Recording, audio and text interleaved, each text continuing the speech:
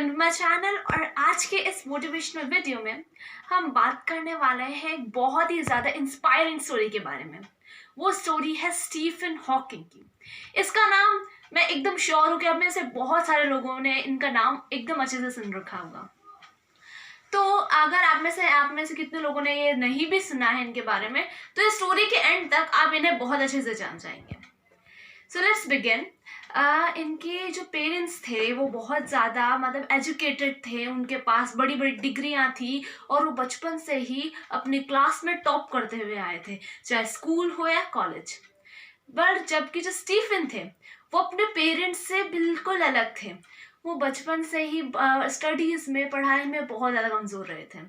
उन्हें ना ढंग से बोलना आता था, ना ही उन्हें रीड करना आता था। बट फिर भी उनके टीचर्स को उनके अंदर एक डीप जीनियस दिखता था।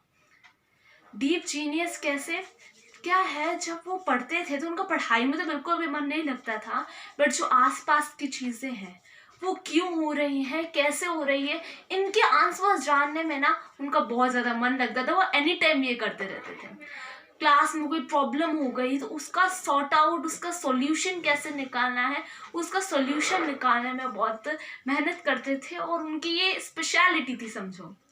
तो टीचर्स को उनमें एक डीप जीनियस दिखता था। धीरे धीरे वो बड़े हुए, उनका जो डीप जीनियस है ना ये बाहर आने लग गया। अब वो धीरे धीरे बड़े हुए, उन्होंने अपनी स्कूल की पढ़ाई ख़त्म की और वो 17 साल के हुए। फिर वो 18 साल में एक कॉलेज में गए, ऑक्सफोर्ड यूनिवर्सिटी में। वहाँ पे वो पूरे दिन में सिर्फ और सिर्फ 1 घंटा पढ़ते थे। बाकी टाइम आराम, मौज मस्ती वगैरह। अपने जो यंगस्टर होते हैं मोस्टली आजकल के, वो इस तरह से ही करते हैं, पार्टीज़ में जाना और आराम करना, सोना, इस तरह से काम में अपना पूरा दिन बर्बाद कर दिया करते थे।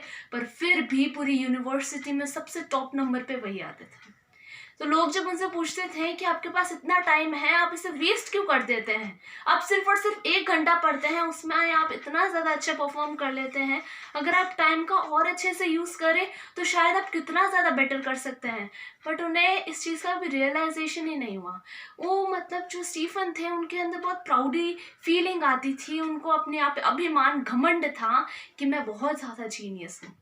तो इस वजह से वो बोला करते थे मेरे पास तो अभी टाइम की कमी ही नहीं है, मेरी उम्र ही क्या, अभी तो मैं 17 साल का ही तो हूँ, तो अभी तो मेरे पास बहुत टाइम पड़ा है।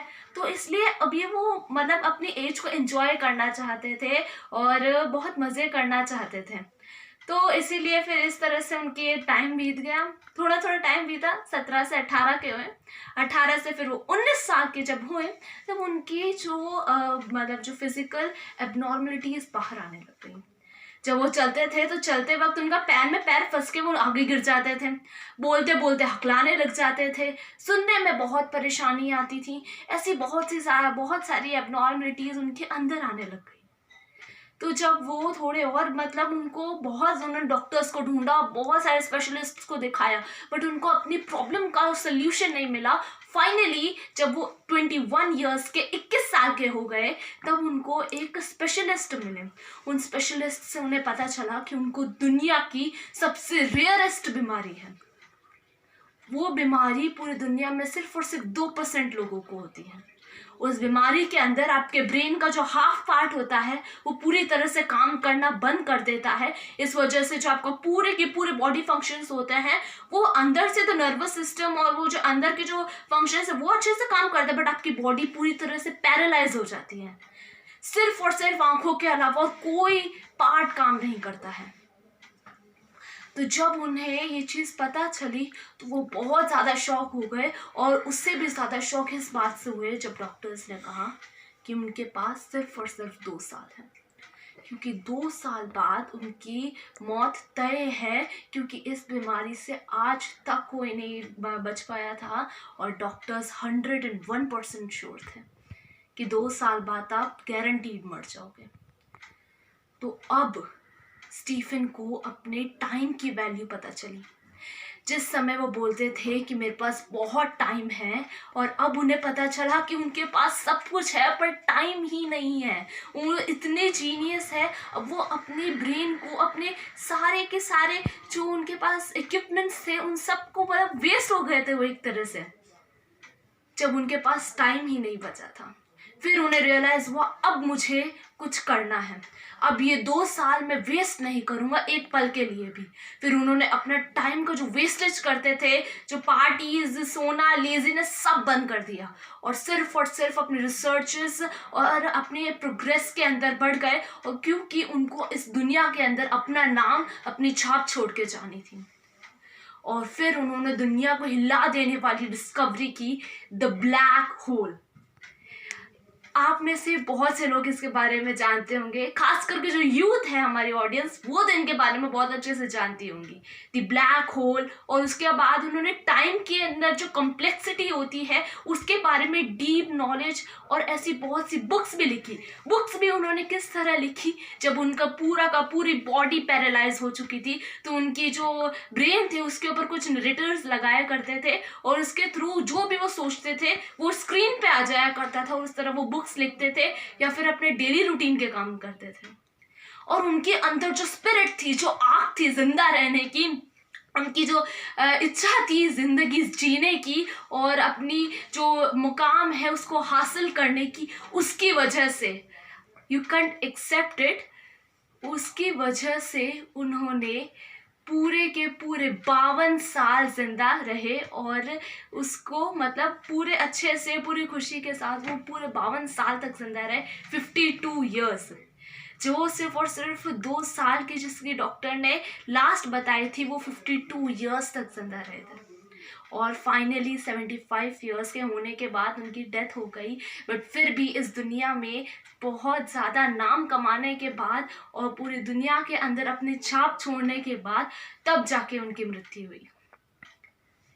अब इससे हमें, इस स्टोरी से हमें ये सीखने को मिलता है कि जब उन्होंने टाइम की वैल्यू नहीं की और जब टाइम ने उनको अपनी वैल्यू दिखाई तो उनको बहुत ज़्यादा सफ़र करना पड़ा।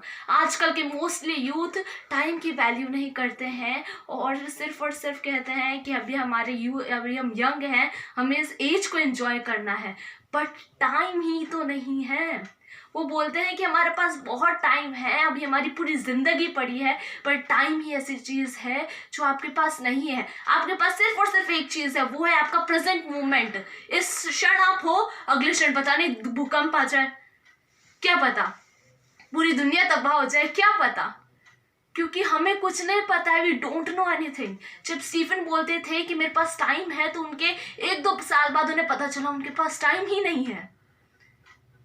तो इसमें हमें टाइम की वैल्यूएशन सिखाई है और ये बताया गया है कि उनके अंदर इतनी सारी एबनॉर्मिटीज़ होने के बावजूद भी, इतनी कमियां होने के बावजूद भी उन्होंने इतने ऊपर तक, इतनी ऊंचाई तक पहुंचे। तो हम में तो सब कुछ परफेक्ट है, हम क्यों नहीं जा सकते हैं।